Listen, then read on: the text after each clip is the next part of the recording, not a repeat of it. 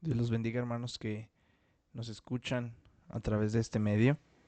Vamos a continuar con este tema que estamos viendo en Romanos capítulo 8. Estamos viendo específicamente los versículos 19. Vamos a ver hasta el versículo número 27. Sí, 27. Pero en este tema en el que estamos, que es el Espíritu Santo que garantiza nuestra gloria, en cuanto es la segunda parte que habla acerca de los gemidos indecibles por la gloria.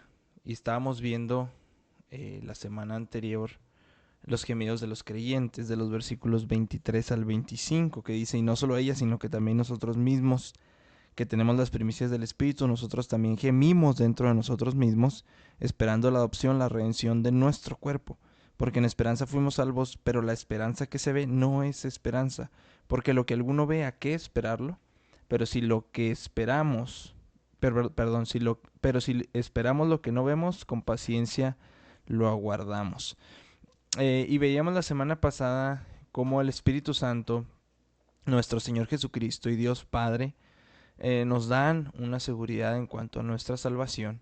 Y entonces esto deja a que nuestra preocupación como creyentes es únicamente que no haya pecado en nuestras vidas, mantenernos dentro de la santidad, hasta que seamos glorificados y completamente liberados del pecado a través de la redención de nuestro cuerpo, que es la promesa que hay en estos versículos. Vamos a seguir teniendo cuerpos no redimidos. ¿Qué significa esto? El tener cuerpos no redimidos hace que sea muy posible que el pecado nos dañe, que el pecado contriste al Espíritu Santo, que el pecado tome parte en nuestras vidas. Sin embargo, nosotros debemos de esforzarnos. Debemos de esforzarnos por mantenernos en esa santidad que hace que Dios se mueva, Dios obre en nuestra vida de una manera más fácil, y además que es más benéfico para nosotros por cuanto no hay más consecuencias por el pecado. Eh, la forma en cómo se emplea aquí el término eh, cuerpo no se limita al ser físico de una persona, sino que se relaciona con todos los aspectos de la condición humana que tenemos, en este caso la condición humana no redimida. Particularmente se refiere a la susceptibilidad que seguimos teniendo frente al pecado, que es de lo que habla aquí. Entonces el cuerpo, la humanidad mortal de nosotros como creyentes, es lo que falta por ser redimido. Nuestro hombre interior dice que ya fue creado conforme a la imagen de Cristo. Hemos sido creados todas las cosas nuevas, ¿sí? Un nuevo ser, un nuevo todo, interiormente, espiritualmente hablando. Pero el cuerpo, la humanidad como tal, es lo que falta por ser redimido. Entonces, eh, en 2 Corintios 5:17, si me acompaña por favor, vamos a leer un pasaje de que mencionaba ahorita una parte, ¿no?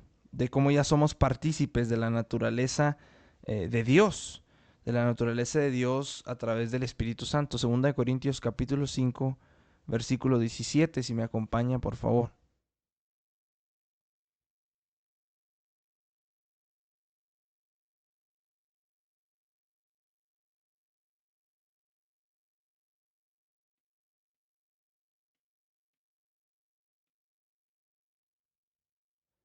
Sí, 2 Corintios 5:17, tal vez se lo sabe de memoria.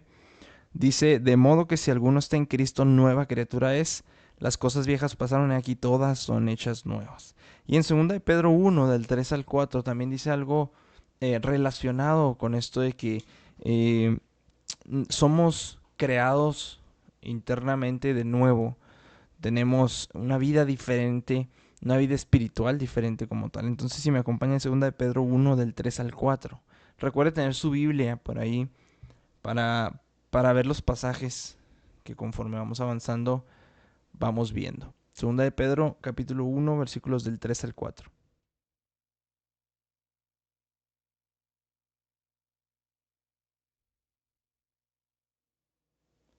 Segunda de Pedro 1, del 3 al 4. Dice que todas las cosas que pertenecen a la vida y a la piedad nos han sido dadas por su divino poder, mediante el conocimiento de aquel que nos llamó por su gloria y excelencia, por medio de las cuales nos ha dado preciosas y grandísimas promesas, para que por ellas llegases a seis participantes de la naturaleza divina. Aquí está, participantes de la naturaleza divina, habiendo huido de la corrupción que hay en el mundo a causa de la concupiscencia.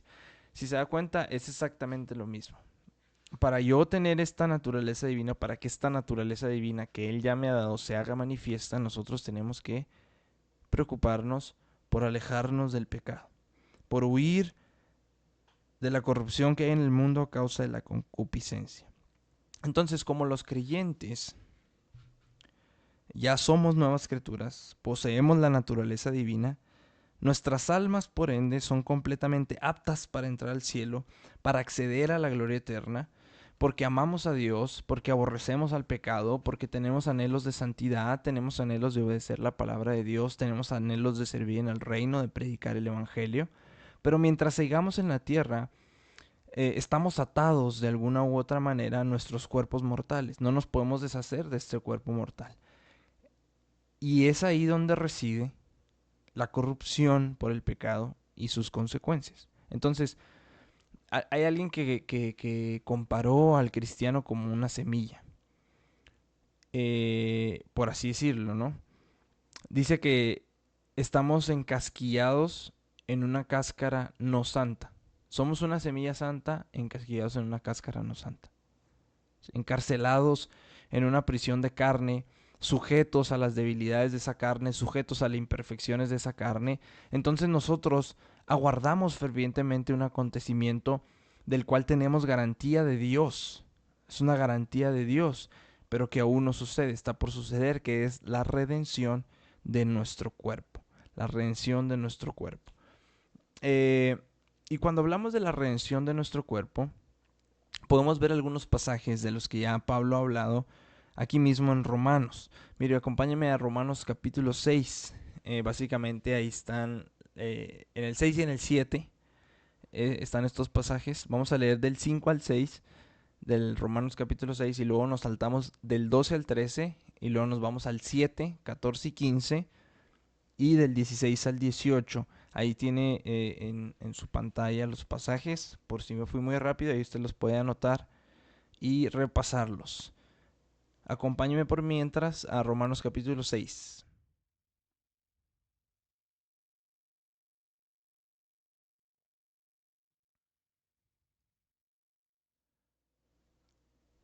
Romanos capítulo 6, versículos del 5 al 6, dice que si fuimos plantados juntamente, y aquí fuimos, pues habla de los creyentes, ¿no? Si los creyentes fuimos plantados juntamente con Él en la semejanza de su muerte, así también lo seremos en la de su resurrección, sabiendo esto que nuestro viejo hombre fue crucificado juntamente con Él, para que el cuerpo del pecado sea destruido, a fin de que no sirvamos más al pecado.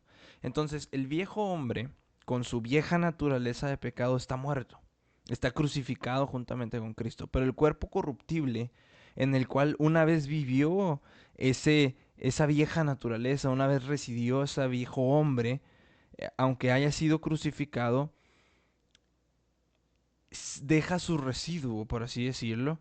Y entonces, para que el cuerpo del pecado sea destruido, dice, a fin de que no sirvamos más al pecado. Necesita suceder que nuestro cuerpo corruptible, que sigue en pie, muera y resucite en un cuerpo incorruptible.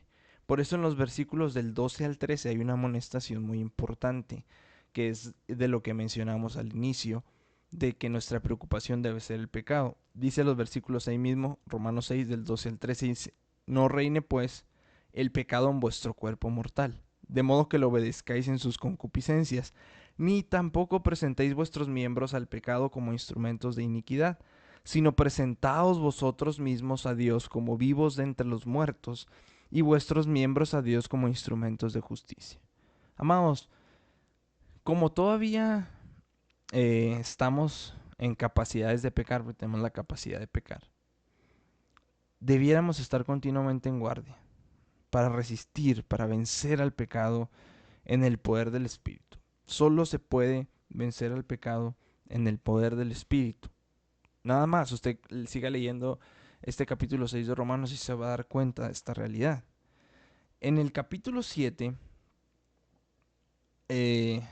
ahí dele la vuelta a su hoja en su Biblia, Romanos 7 del 14 al 15, se nos explica y dice que la ley es espiritual, mas yo soy carnal vendido al pecado. Porque lo que hago no lo entiendo, pues no hago lo que quiero, sino lo que aborrezco, eso hago.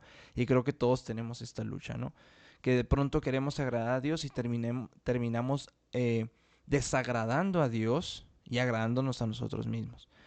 Y es una batalla diaria y es algo que sucede de manera continua. Y en los versículos 16, 17 y 18 de ahí del Romano 7, dice, y si lo que quiero esto hago, apruebo que la ley es buena. De manera que ya no soy yo quien hace aquello, sino el pecado que mora en mí. Y yo sé que en mí, esto es en mi carne, aquí especifica, en mi carne, dice, no mora el bien. Porque el querer el bien está en mí, es decir, en la nueva naturaleza, pero no el hacerlo. Porque no está el hacerlo por la vieja naturaleza, es algo que se opone constantemente. Entonces, cuando hablamos de todos estos temas del pecado en el creyente, porque estamos hablando de los creyentes, es alentador y es esperanzador para nosotros como cristianos darnos cuenta de que nuestras caídas ocasionales en el pecado, de que nuestras fallas no se originan en la fuente de nuestro ser interior, no se originan en lo más profundo de nuestro ser, porque eso ya fue redimido, sino que se parten en nuestro exterior, en nuestra carne, ¿sí? Cuando pecamos, lo hacemos por los deseos, por las instigaciones constantes de la carne, de nuestros cuerpos, de nuestra condición humana, de la cual no nos podemos deshacer hasta que nos vayamos de esta tierra. Pero una vez que nos vayamos de esta tierra, todo esto se va a terminar. Y para cerrar con broche de oro este conjunto de verdades, ahí en Romanos 7:25, Pablo dijo, gracias doy a Dios por Jesucristo Señor nuestro, porque ahí está la victoria, por lo que Él hizo, porque Él murió y resucitó. Nosotros cuando muramos vamos a resucitar, estamos esperando por ende la redención de nuestro cuerpo. Y dice, así que yo mismo con la mente sirvo a la ley de Dios, más con la carne a la ley del pecado. Y ya vimos anteriormente que nuestra alma ya está plenamente redimida, ya es apta para participar del cielo, pero la indumentaria carnal exterior de pecado sigue siendo corruptible y es lo que aguarda el ser redimido, nuestro cuerpo. Y lo podemos ver y comprobar esto en Filipenses capítulo 3, versículos del 20 al 21. Si me acompaña, por favor. Filipenses capítulo 3, versículos del 20 al 21.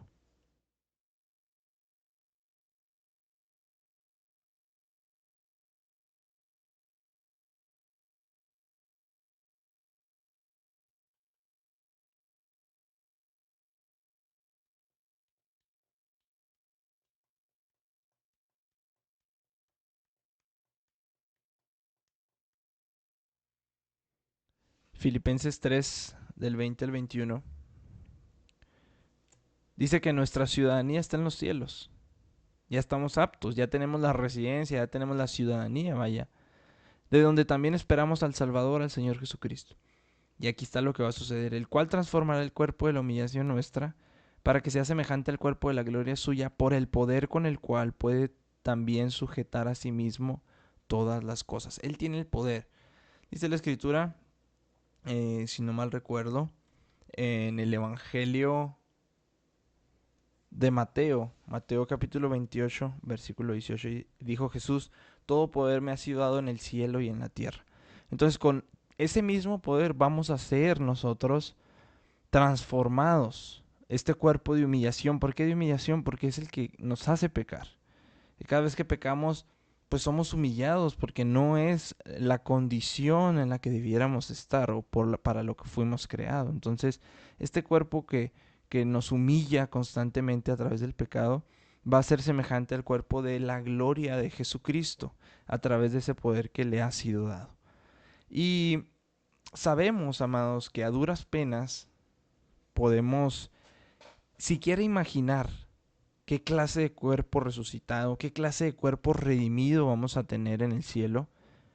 Pero, pues, es insensato, creo yo, especular acerca de esto, aparte de lo que enseña la Escritura, porque sí hay algunas cosas que enseña la Escritura, pero hay gente que se va más allá, ¿no? Se va más allá. Y dice en 1 Corintios capítulo 15, vamos a ver lo que dice la Escritura acerca de nuestro cuerpo resucitado, para tener más claro este tema, ¿no? Para no escuchar especulaciones que no son bíblicas como tal, sino poderlas ver conforme a lo que está escrito en la palabra. Acompáñame a 1 Corintios 15.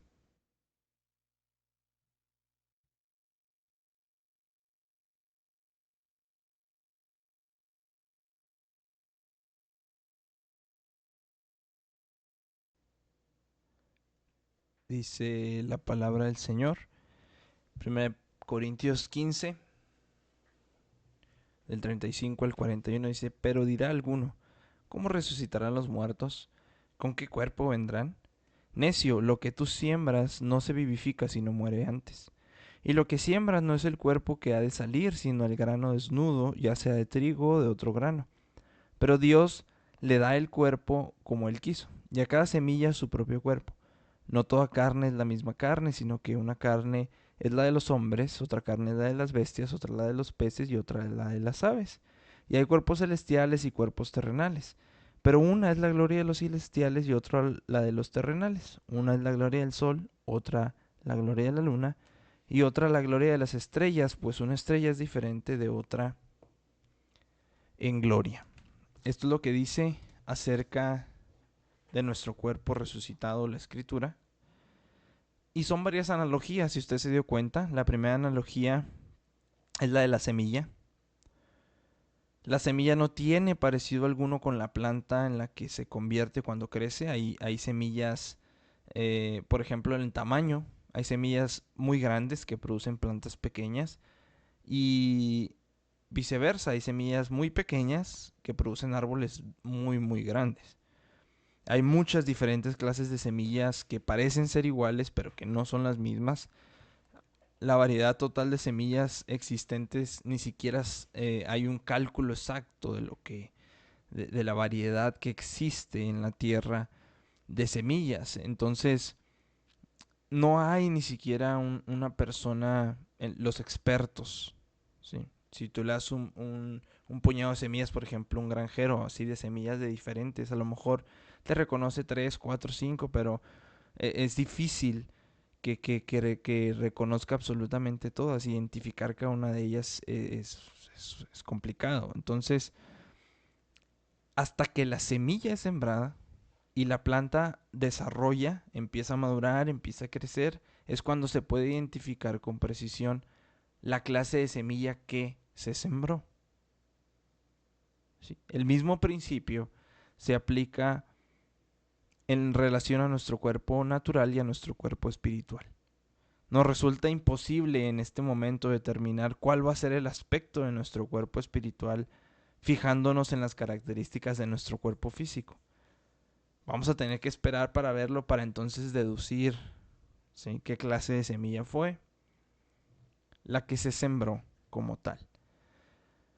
Se nos enseña también en este pasaje que leímos de que las criaturas animales presentan grandes diferencias en la apariencia y en la naturaleza. No hay excepción alguna, cada especie produce individuos semejantes. El código genético de todas las especies vivas es distinto, es único, es irrepetible, se sabe científicamente. Y no hay cantidad de intentos para implementar cruces, mutaciones, cambios de dieta, que puedan hacer que un pez se convierta, en un ave, o que un caballo se convierta en perro o en gato. Por más experimentos que se hagan, no se ha podido y no se va a poder. Entonces, es la misma ejemplo que pone Pablo en cuanto la carne de los hombres, la carne de las bestias, la de los peces, la de las aves. ¿Sí? No se puede saber como tal. Y también hace referencia a los cuerpos celestes. Hay una variedad, yo creo, en esta área muchísimo mayor que la que se ha conocido en la actualidad que en los tiempos de Pablo.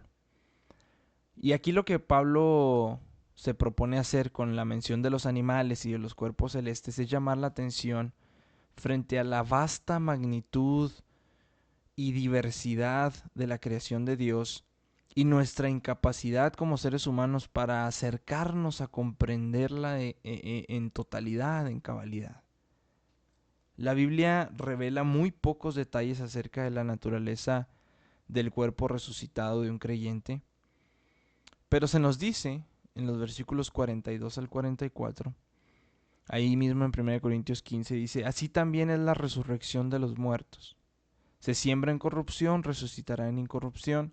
Se siembra en deshonra, resucitará en gloria. Se siembra en debilidad, resucitará en poder. Se siembra cuerpo animal, resucitará cuerpo espiritual. Hay cuerpo animal y hay cuerpo espiritual. ¿Qué quiere decir esto? Como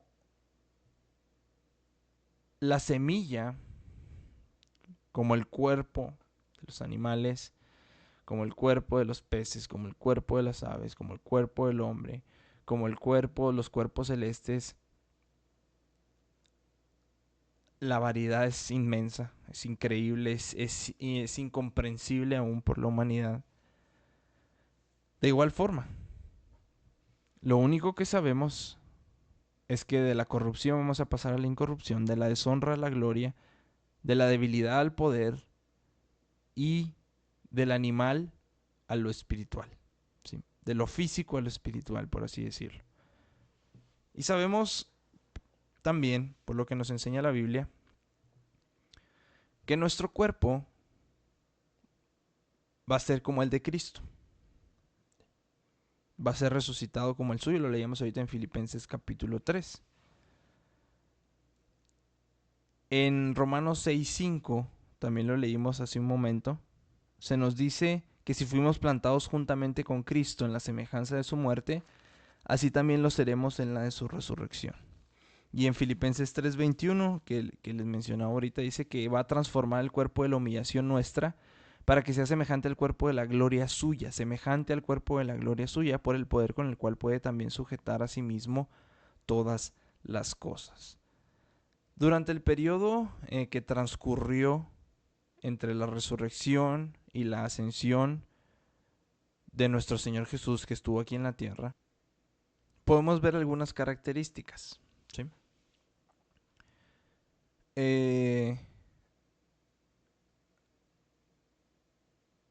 Tenía marcas físicas en Juan 20:20. Usted si me puede acompañar, por favor, para ver estas características del cuerpo de Jesús resucitado. Tenía todavía las marcas físicas de la resurrección en Juan 20:20. Si me acompaña, por favor.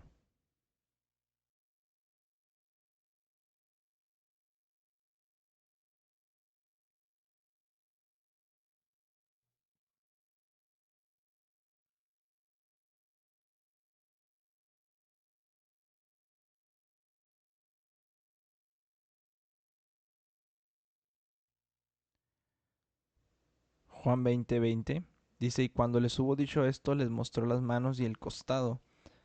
Y los discípulos, perdón, se regocijaron viendo al Señor. Las manos, ¿por qué les mostró las manos? Porque habían sido clavados, y el costado de cómo había sido traspasado por la lanza del soldado. Además de las marcas físicas, tenía la capacidad de comer. En Lucas 24, si me acompaña también, Lucas 24:30.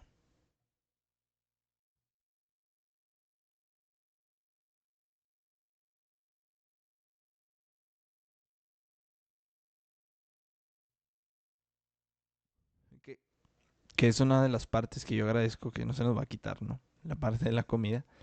Lucas 24:30 dice, y aconteció que estando sentado con ellos a la mesa, tomó el pan y lo bendijo, lo partió y les dio. ¿Sí? También después, si no mal recuerdo, les pidió un pescado asado que estaban a la orilla de la playa.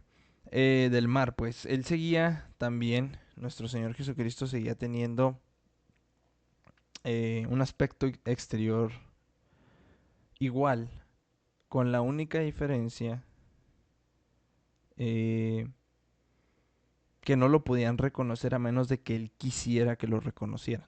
Esto es algo muy interesante.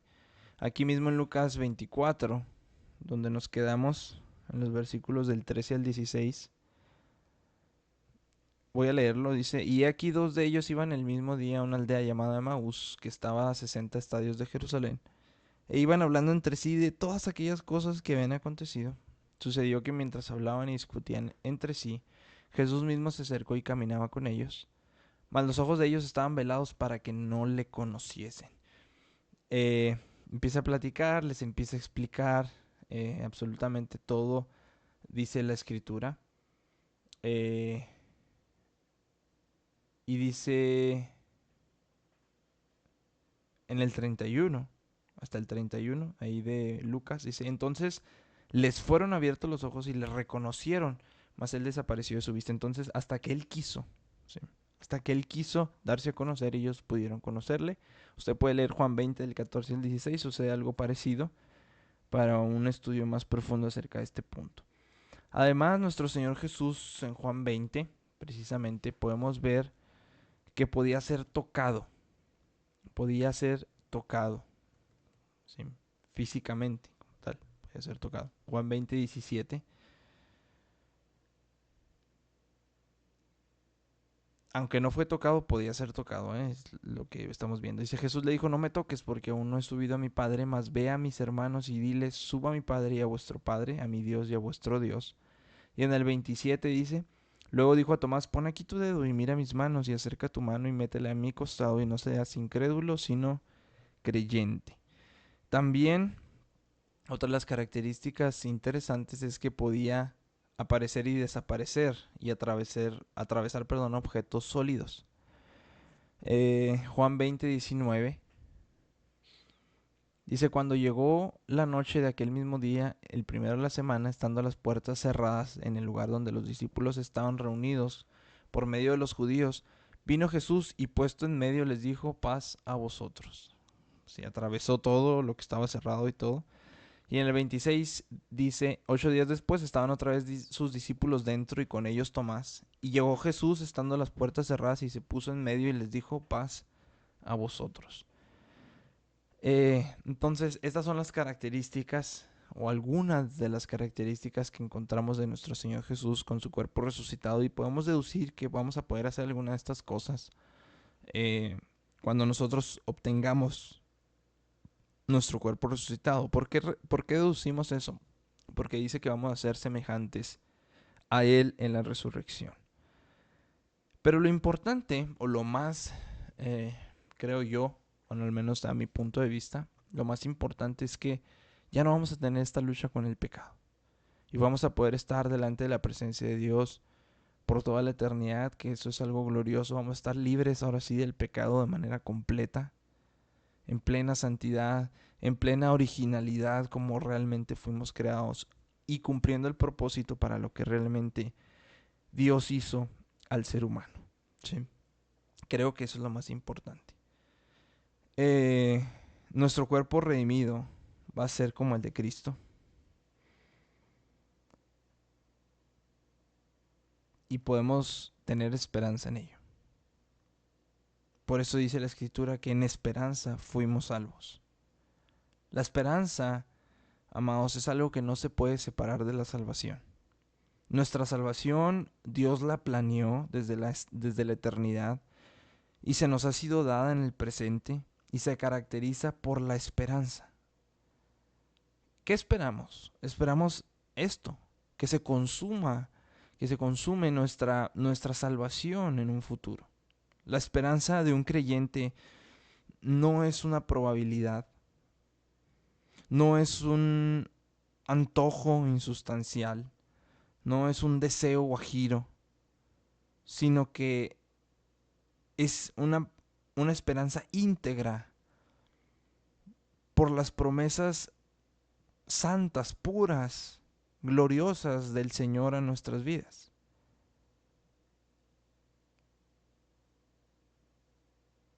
Jesús dijo, todo lo que el Padre me da vendrá a mí, y el que a mí viene no le echo fuera. Esto es una promesa muy gloriosa. Y el escritor de los Hebreos, en Hebreos 6, 17 al 19, puse ahí 18, pero es al 19, si me acompaña por favor para leer este pasaje, porque es una de las promesas que Dios nos da. Hebreos 6, 17 al 19.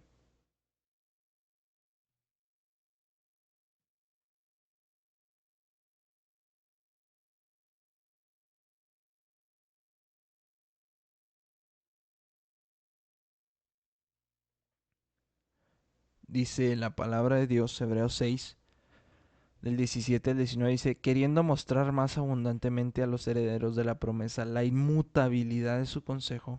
Muy importante esta frase, que no falla, que no se mueve, que no...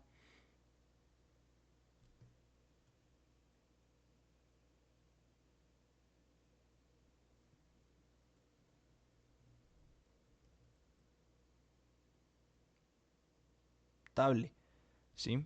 Entonces eso es lo que, lo que significa esta frase. Dice, interpuso juramento, para que por dos cosas inmutables otra vez, en las cuales es imposible que Dios mienta, tengamos un fortísimo consuelo, los que hemos acudido para asirnos de la esperanza puesta delante de nosotros, la cual tenemos como segura y firme ancla del alma que penetra hasta dentro del velo. 1 de Tesalonicenses 5:8, acompáñame para allá, porque Pablo habla de la esperanza, de la salvación, como un yelmo que simboliza una protección divina ante los ataques de duda de Satanás a nuestra mente, porque ahí es donde está el campo de batalla como tal. Primera de Tesalonicenses, capítulo 5, versículo 8, si me acompaña, por favor.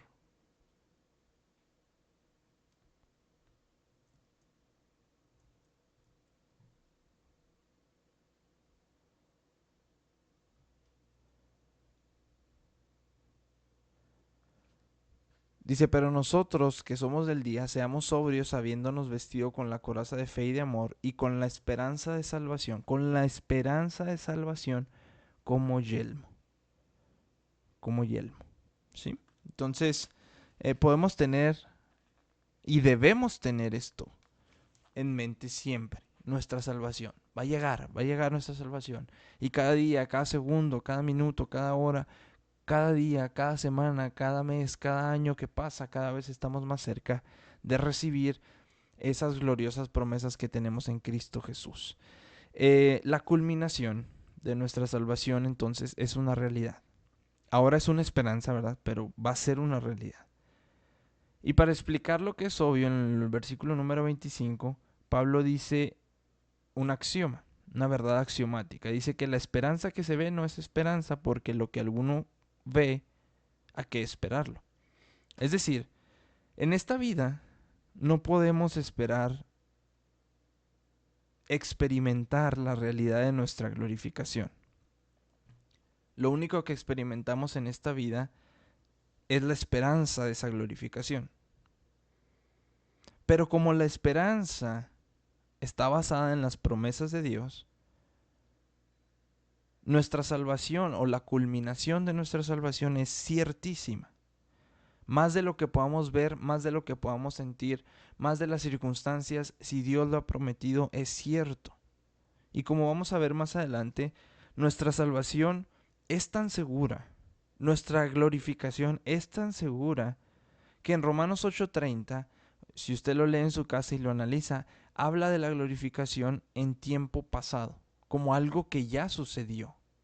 Y es muy, muy interesante esto, porque tenemos la seguridad de que esta esperanza que ahora experimentamos va a ser una realidad. Por ende, nosotros, si esperamos lo que no vemos, con paciencia lo aguardamos. En otra versión dice con constancia lo aguardamos. Filipenses 1:6 dice, estando persuadido de esto, que el que comenzó la buena obra en vosotros, la perfeccionará hasta el día de Jesucristo. tenemos esa certeza, pero nosotros debemos mostrar nuestra constancia.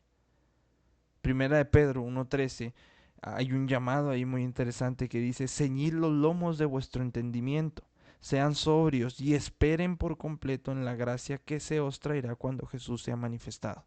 Pero son cosas que nosotros debemos mostrar a través de la constancia.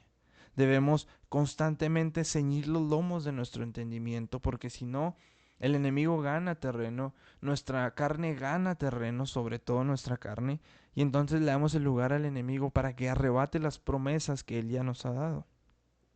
Por eso ciñamos los lomos de nuestro entendimiento, seamos sobrios, seamos santos, vivamos de una manera diferente y esperemos, dice, por completo en la gracia que se nos va a traer cuando Jesucristo sea manifestado. Entonces, por eso dice la Escritura en 1 Tesalonicenses 1, del 3 al 4. Un ejemplo muy hermoso acerca de Silvano y Timoteo, porque ellos se acordaban de los tesalonicenses y decían que sin cesar delante de Dios y Padre nuestro de la obra de vuestra fe, del trabajo de vuestro amor y de vuestra constancia en la esperanza en nuestro Señor Jesucristo, porque conocemos, hermanos amados de Dios, vuestra elección. Creo que esto es una parte donde la iglesia ha dejado a un lado la esperanza de nuestra salvación, la esperanza de nuestro Señor Jesucristo, la constancia en la esperanza, dice la Escritura. Seamos constantes. ¿En qué? En esperar. Las circunstancias están adversas, sí, pero estoy esperando algo mejor.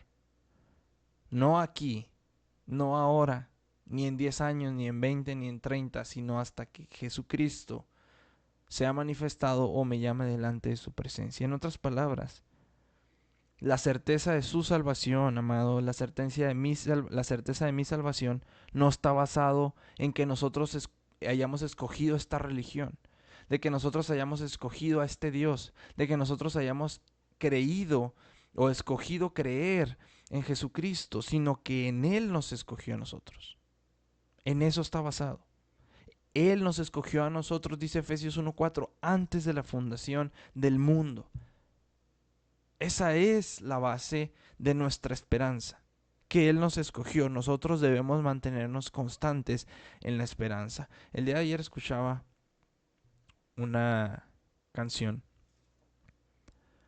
donde dice que el contrato de Dios o los contratos de Dios son eternos. Y nosotros, amados, debemos mostrar nuestra constancia aquí en la tierra, en lo que estamos aquí. Constancia en esperar lo que Dios ha prometido, porque Él lo va a cumplir. Nos falta un tema en este tema de que el Espíritu Santo garantiza nuestra gloria. Vimos los gemidos indecibles de la creación, los gemidos indecibles de los creyentes, y faltan los gemidos del Espíritu Santo, que es un tema muy importante para que esté pendiente y no se lo pierda, mis amados. Dios los bendiga.